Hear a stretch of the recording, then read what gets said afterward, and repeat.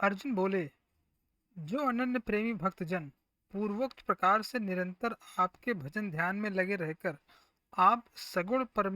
रूप परमेश्वर को और दूसरे जो केवल अविनाशी सच्चिदानंद घन निराकार ब्रह्म को ही अति श्रेष्ठ भाव से भजते हैं,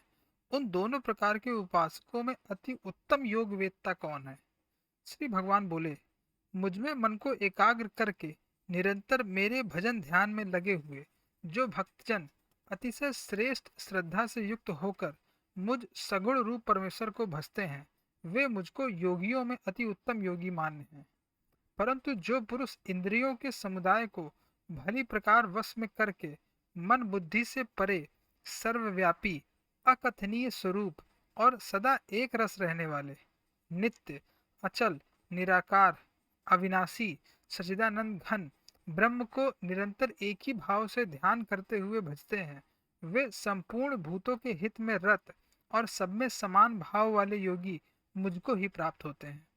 उन सच्चिदानंद घन निराकार ब्रह्म में आसक्त चित्त वाले पुरुषों के साधन में परिश्रम विशेष है, क्योंकि देहाभिमानियों के द्वारा अव्यक्त विषयक गति दुख पूर्वक प्राप्त की जाती है। परंतु जो मेरे परायण रहने वाले भक्तजन संपूर्ण कर्मों को मुझ में अर्पण करके मुझ सगुण रूप परमेश्वर को ही अनन्य भक्ति योग से निरंतर चिंतन करते हुए भजते हैं, हे अर्जुन, उन मुझ में चित्त लगाने वाले प्रेमी भक्तों का मैं शीघ्र ही मृत्यु रूप संसार समुद्र से उद्धार करने वाला होता हूँ। मुझ में मन को लगा और मुझ में ही बुद्धि को लगा, इसके उपरांत तू मुझ में ही निवास करेगा, इसमें कुछ भी संशय नहीं है। यदि तू मन को मुझ में अचल स्थापन करने के लिए समर्थ नहीं है, तो हे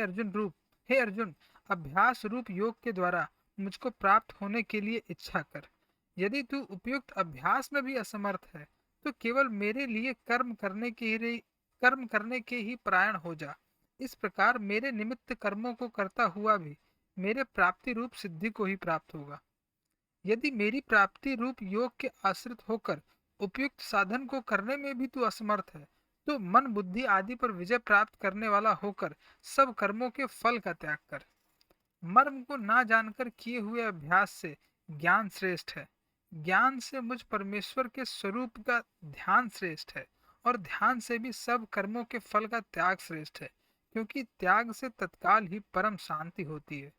जो पुरुष सब भूतों में द्वेष भाव से रहित, स्वार्थ रहित, सबका प्रेमी और हेतु रहित दयालु है तथा ममता से रहित, अहंकार से रहित, सुख दुखों की प्राप्ति में सम और क्षमावान है, अर्थात अपराध करने वालों को भी अभय देने वाला है, तथा जो योगी निरंतर संतुष्ट है, मन इंद्रियों सहित शरीर को वश में किए हुए है और मुझ में दृढ़ निश्चय वाला है, वह मुझ में अर्पण किए हुए मन बुद्धि वाला मेरा भक्त मुझको प्रिय है। जिससे कोई भी जीव उद्वेग को प्राप्त नहीं होता और जो स्वयं भी किसी जीव से उद्वेग को प्राप्त नहीं होता, तथा जो हर्ष अमर्ष भय और उद्वेग आदि से रहित है, वह भक्त मुझको प्रिय है। जो पुरुष आकांक्षा से रहित, बाहर भीतर से शुद्ध, चतुर, पक्षपात से रहित और दुखों से छूटा हुआ है, वह सब आरंभों का त्यागी मेरा भक्त मुझको प्रिय है। जो न कभी हर्षित होता है, न द्वेष करता है, न शोक करता है, न कामना करता है, तथा जो शुभ और अशुभ संपूर्ण कर्मों का त्यागी है, वह भक्ति युक्त पुरुष मुझको प्रिय है। जो शत्रु मित्र में और मान अपमान में सम है, तथा सर्दी गर्मी और सुख दुखादि द्वंद्वों में भी सम है और आसक्ति से रहित है, जो निंदा स्तुति को समान समझने वाला, मननशील और जिस